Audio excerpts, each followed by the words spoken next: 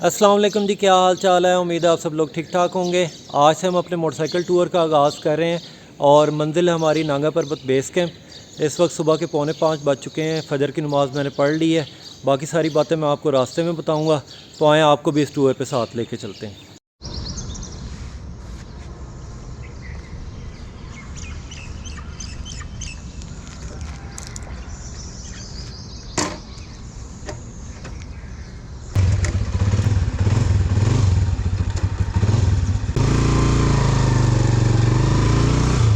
बिस्मिल्लाहिर्रहमानिर्रहीम। ख़वातीन व हज़रात, आज की एपिसोड में हम आपको खुशामदीद कहते हैं। सफ़र हमारा शुरू हो चुका है और मंजिल है हमारी नांगा पर्वत बेस कैंप। मैं उम्मीद करता हूँ कि आप लोग भी हमारे साथ साथ ये सफ़र एंजॉय करेंगे। वेदर अपडेट इस वक्त मैं आपको देता चलूँ। इस वक्त मौसम बहुत प्यारा हुआ है, बड़ी अच्छी हवा चल रही है, बड़ा प्यारा मौसम है। सुबह सवेरे सफ़र करने का यही फ़ायदा होता है कि आप गर्मी से भी बच जाते हैं और ट्रैफिक से भी। अगर यही मैं 3-4 घंटे बाद निकलता तो गर्मी भी बहुत ज़्यादा हो जाती और ट्रैफिक के टीटी पापा ने सर दर्द भी लगा देना था। 2 साल पहले मैंने एक बाइक टूर किया था और उस वक्त मैं गया था खानसपुर और उस वक्त मेरे साथ थे अली हसन और शहरी। वो बाइक टूर मैंने बहुत ज़्यादा इन्जॉय किया था। अगर आपने वो नहीं देखा हुआ तो पहले आप वो देख लें।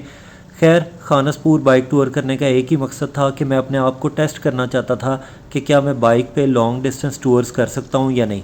तो वो टेस्ट कामयाब रहा और मैंने उस टूर को बहुत ज़्यादा एंजॉय किया और उस टूर के बाद मेरा हौसला भी बहुत ज़्यादा बढ़ गया और मैंने सोचा कि इस तरह के मज़ीद टूर्स किए जाएं और इससे ज़्यादा लंबे डिस्टेंस के टूर्स किए जाएं। तो वो मैं टूर्स तो करना चाहता था, लेकिन पिछले 2 साल से मैं कोई टूर कर नहीं सका। उसकी वजह ये थी कि कभी कोई जॉब से छुट्टी नहीं मिलती थी, तो कभी कोई दोस्त साथ जाने को तैयार नहीं होता था, तो कभी कोई मजबूरी आ जाती थी। तो इसी तरह करते करते 2 साल गुजर गए। खैर, इस दफ़ा तो मैंने पक्का इरादा कर लिया कि बाइक टूर पे लाज़मी जाना है और मेरा प्लान ये था कि ईद उल फितर की छुट्टियों में टूर पे चलेंगे। लेकिन ईद की छुट्टियां जब आईं तो शहरी मुल्क से बाहर चला गया। आपने उसके लिए बहुत ज़्यादा दुआ करनी है कि अल्लाह उसे कामयाब करे। और अली हसन के मैट्रिक के पेपर्स आ गए और अली हसन के लिए भी आपने बहुत ज़्यादा दुआ करनी है कि उसका मैट्रिक का रिज़ल्ट बहुत अच्छा है। तो खैर, उन दोनों की तो ये मजबूरी बन गई और मेरे साथ ये हुआ कि ईद की छुट्टियों में मैं बीमार हो गया, तो इस वजह से ईद की छुट्टियों पे मैं कहीं पे भी नहीं जा सका। खैर, अब ईद के 1 महीने बाद मैंने अपना बाइक टूर स्टार्ट किया है और इस टूर की 3 बातें बहुत ही ज़्यादा ख़ास हैं। एक तो ये कि ये मेरी ज़िंदगी का पहला सफ़र है जो कि मैं बिल्कुल अकेले कर रहा हूँ, वरना इससे पहले मैंने जितने भी टूर्स किए हैं वो या तो फैमिली के साथ किए हैं या दोस्तों के साथ किए हैं। तो ये मेरी ज़िंदगी का पहला सोलो टूर है। और दूसरी ख़ास बात यह है कि ये मेरी ज़िंदगी का पहला सफ़र है जो कि बहुत ज़्यादा तवील है। इस टूर पे मेरे ख़्याल में मुझे 8 या 9 दिन लग जाएंगे। और तीसरी ख़ास बात यह है कि मैं पहली दफ़ा गिलगित बल्तिस्तान देखने जा रहा हूँ। इस टूर से पहले मैंने कभी भी गिलगित बल्तिस्तान नहीं देखा हुआ। तो तवील सफ़र है और बिल्कुल अकेले करना है और नए रास्तों पे जाना है जिनका मुझे बिल्कुल भी कोई अंदाज़ा नहीं। तो ये मेरे लिए एक बिल्कुल नया एक्सपीरियंस है। आप कह सकते हैं कि ये टूर मेरे लिए काफ़ी एडवेंचरस टूर है। तो इसीलिए मैंने अपने बाइक के सारे काम भी करवा लिए हैं। मैं बाइक के दोनों टायर्स ट्यूब्स चेंज करवा लिए हैं, नई ड्राई बैटरी डलवा ली है, दोनों ब्रेक शूज़ चेंज करवा लिए हैं और भी जो बाइक के छोटे मोटे काम थे वो भी करवा लिए हैं। तो अपनी तरफ से पूरी तैयारी की है कि रास्ते में कोई परेशानी ना हो। बाकी अब अल्लाह मालिक है। अब पहले पेट्रोल डलवा लेते हैं और फिर आपसे गपशप लगाते हैं।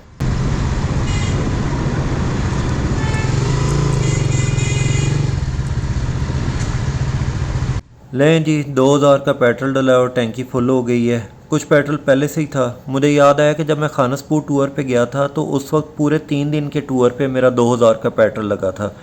लाहौर से खानसपुर गया, वहाँ पे घुमा फिरा, वापस लाहौर आया, तो 3 दिन के टूर पे मेरा 2000 का पेट्रोल लगा था। और अभी टूर स्टार्ट ही हुआ है तो 2000 का पेट्रोल लग गया। खैर, पेट्रोल ही क्या, इन 2 सालों में तो हर चीज़ की प्राइस ही डबल हो गई है।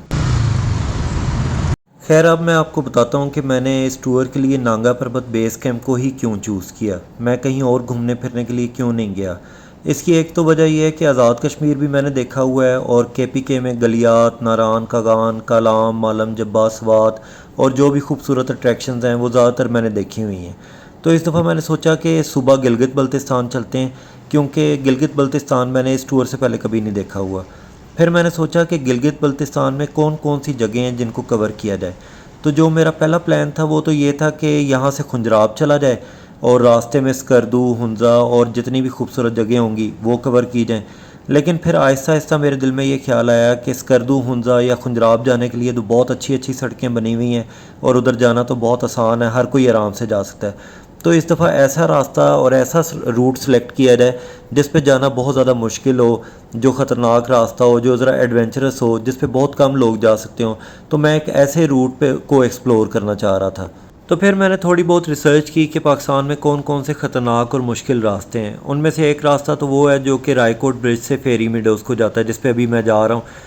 और इसके अलावा जो है वो शिमशाल पास वाला रूट है। उसके अलावा भी बहुत से रूट हैं, लेकिन फिर मैंने ये फेरी मीडोज़ को सिलेक्ट किया क्योंकि इससे आगे मैं नांगा पर्बत बेस कैंप को भी जा सकता हूँ। और इस रूट पे ना कोई गाड़ी जा सकती है और ना कोई और बाइक पे तो बहुत कम लोग उधर तक पहुँचे हैं, क्योंकि उधर कोई बाकायदा सड़क तो है नहीं। उधर के लोगों ने अपनी मदद आप के तहत पहाड़ को काट के रास्ता बनाया हुआ है, जिस पे सिर्फ वहाँ के लोकल लोग अपनी जीप चलाते हैं। तो मैंने सोचा है कि ये जो रास्ता है जो रायकोट ब्रिज से ऊपर टाटू विलेज तक जाता है, तो जिस पे सिर्फ जीप चलती है, तो मैंने सोचा कि उस पे मैं अपना बाइक लेके जाऊंगा और इस ख़तरनाक और जो मुश्किल रास्ता है उसको मैं खुद एक्सपीरियंस करूंगा। और ये रायकोट ब्रिज से टाटू विलेज तक जीपें जाती हैं और 2 घंटे लगता है जीप पे। तो मैंने सोचा अगर जीप को 2 घंटे लगते हैं तो चलो बाइक पे 3 घंटे लग जाएंगे। उसके बाद टाटू विलेज पहुंचने के बाद मैं बाइक खड़ा कर दूंगा, क्योंकि उससे आगे जो है वो आपने सिर्फ पैदल चलना होता है। फेरी मीडोज़ को सिर्फ पैदल रास्ता जाता है, आगे आप बाइक नहीं लेके जा सकते। तो इस दफ़ा टूर का मकसद ये है कि कोई एडवेंचर किया जाए, क्योंकि खूबसूरत जगह तो पहले भी बहुत देख ली हैं, लेकिन इस दफ़ा ऐसी जगह जाना है जहाँ पे बहुत कम लोग जा सकते हों।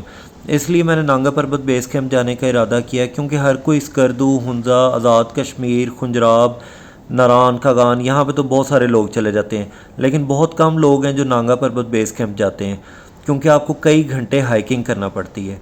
और अगर ये टूर हमारा कामयाब रहा तो अगले साल इंशाल्लाह या तो केटू बेस कैंप चलेंगे या फिर शमशाल पास।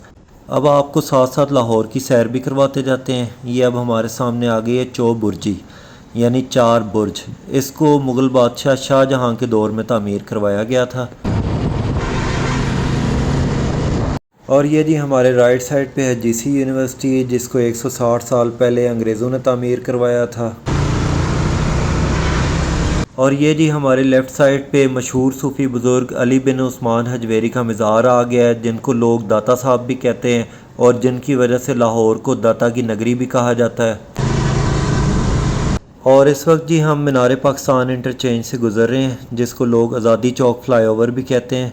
और यहाँ से आप बादशाही मस्जिद और मीनार पाकिस्तान का भी नज़ारा कर सकते हैं। सूरज तुलू होने का खूबसूरत मंज़र वो रहा मीनार पाकिस्तान और ये बादशाही मस्जिद। इस वक्त जी मैं दरिया रावी के पुल पे से गुज़र रहा हूँ। यहाँ पे 1-2 मिनट के लिए रुकते हैं और आपको यहाँ के मनाज़र दिखाते हैं।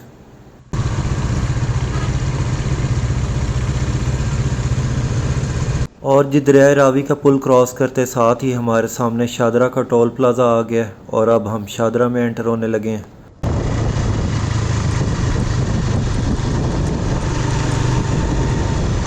लेकिन जी अभी शादरा में एंटर होते 1 मिनट भी नहीं गुजरा था तो ये आगे सड़क ब्लॉक हुई हुई है। यहाँ पे लिखा हुआ है कि कोई आगे तामीराती काम हो रहा है, जिसकी वजह से सड़क मुकम्मल तौर पे बंद है। तो आप मुतबादिल रास्ता इख्तियार करें। और मुतबादिल रास्ता यही है कि जिस रास्ते से हम आए हैं उसी रास्ते से हमने वापस जाना है। और शादरा का जो टोल प्लाज़ा है उसे दोबारा क्रॉस करेंगे, फिर दरिया रावी का पुल दोबारा क्रॉस करेंगे और फिर दूसरी साइड पे हम जाएंगे दूसरी तरफ, और वन वे की ख़िलाफ़ वर्जी करते हुए हमें जाना पड़ेगा। खैर सारों को ही वन वे की ख़िलाफ़ वर्जी करना पड़ेगी, अब मजबूरी है और तो कोई इसके अलावा हल कोई नहीं है। तो आज का मेरा प्लान ये है कि आज रात मैं इस्लामाबाद में स्टे करूँगा और कल फिर इस्लामाबाद से निकलूँगा और फिर शाम जाऊँगा। बाकी आपके सामने टूर सारा अनफोल्ड होता जाएगा, जिधर जिधर भी जाता जाऊँगा, जहाँ जहाँ स्टे करता जाऊँगा, आप भी मेरे साथ ही होंगे। तो आज का दिन जो है वो हम इस्लामाबाद में रहेंगे।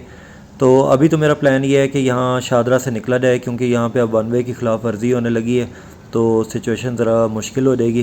तो अभी यहाँ से निकलते हैं और पहला स्टॉप लेंगे हम राह वाली पे।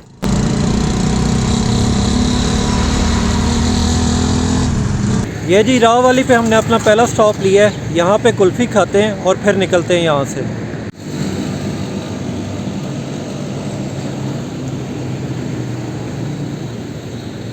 और ये रवात पे आके मैंने दूसरा स्टॉप लिया है। बहुत ज़्यादा प्यास लगी हुई थी तो मैंने सोचा यहाँ से गन्ने का रो पी के फिर चलते हैं। लें जी, हम फैसल मस्जिद इस्लामाबाद पहुंच चुके हैं। ये एक बहुत ही खूबसूरत मस्जिद है जो कि सऊदी अरब के ताउन से बनाई गई थी और इसका नाम भी सऊदी अरब के बादशाह शाह फैसल की वजह से फैसल मस्जिद रखा गया था। अच्छा जी, वज़ू कर लिया हमने, अब ऊपर जाके नमाज़ पढ़ेंगे। मस्जिद का मेन हॉल सिर्फ नमाज के लिए ओपन किया जाता है और मुझे अभी पता लगा है कि ये जो मेरे पास बैग है, हेलमेट है, तो ये सारी चीज़ें मस्जिद के मेन हॉल में लेके जाना अलाउ नहीं है, तो इसलिए अभी मुझे ये बाहर ही नमाज़ पढ़नी पड़ेगी।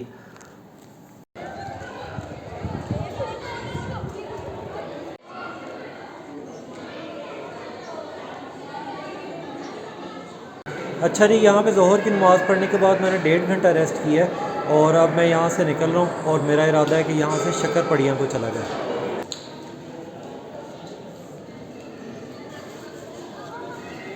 इस वक्त मस्जिद से बाहर आ रहे हैं। पहले तो जब मैं एंटर हुआ था तो उस वक्त मैंने जूतों के साथ सॉक्स भी उतार दी थी और फ़र्श बहुत ज़्यादा गर्म था तो पैर तो मेरे सड़ गए थे, लेकिन अभी मैंने सॉक्स पहनी हुई हैं तो फ़र्श तो अभी भी बहुत गर्म है, लेकिन सॉक्स पहने होने की वजह से ज़रा सुकून है। मस्जिद से बाहर निकला हूँ तो ये ठंडा ठार लेमन सोडा नज़र आ गया। गर्मी बहुत ज़्यादा है तो मैंने सोचा कि यहाँ से एक ठंडा ठार लेमन सोडा पी के फिर चलते हैं।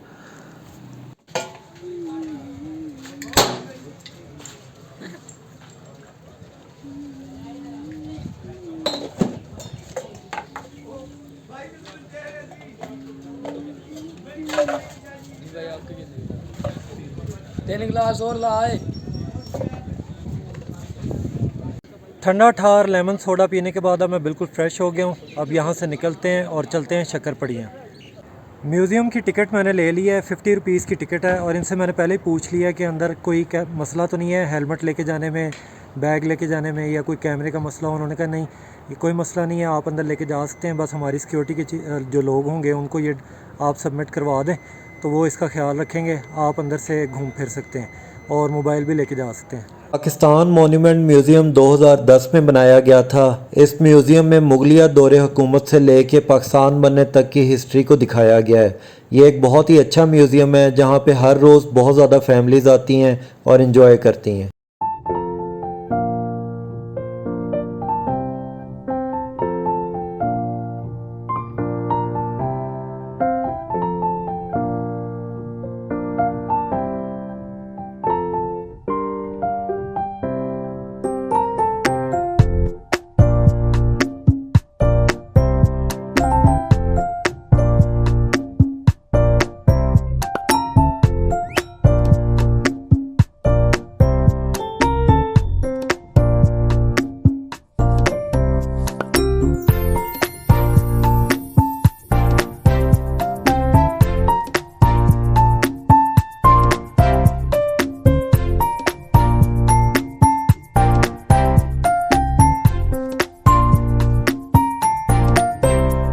अच्छा जी, म्यूज़ियम हमने देख लिया। अब इसके सामने है ये पाकिस्तान मॉन्यूमेंट, तो अब इसकी तरफ चलते हैं और ये देखते हैं। पाकिस्तान मॉन्यूमेंट का डिज़ाइन नहायत ही खूबसूरत और मुनफरिद है। इसका डिज़ाइन एक खिलते हुए फूल की मानंद है जिसकी 4 बड़ी पंखड़ियाँ पाकिस्तान के चारों सूबों को ज़ाहिर करती हैं और 3 छोटी पंखड़ियाँ गिलगित बल्तिस्तान, आज़ाद कश्मीर और अक़लियतों को ज़ाहिर करती हैं। ये जो सिल्वर कलर की आर्च आप देख रहे हैं ये पाकिस्तानी परचम में चांद को ज़ाहिर करता है और ये जो ब्लैक कलर का स्टोन आप देख रहे हैं ये पाकिस्तानी परचम में सितारे को ज़ाहिर करता है। पाकिस्तान मॉन्यूमेंट की तामीर का मकसद पाकिस्तान के लोगों को खराज तहसीन पेश करना है, इसलिए जिन लोगों ने इसकी तामीर में हिस्सा लिया उनके हाथों के निशान यहाँ पे मौजूद हैं।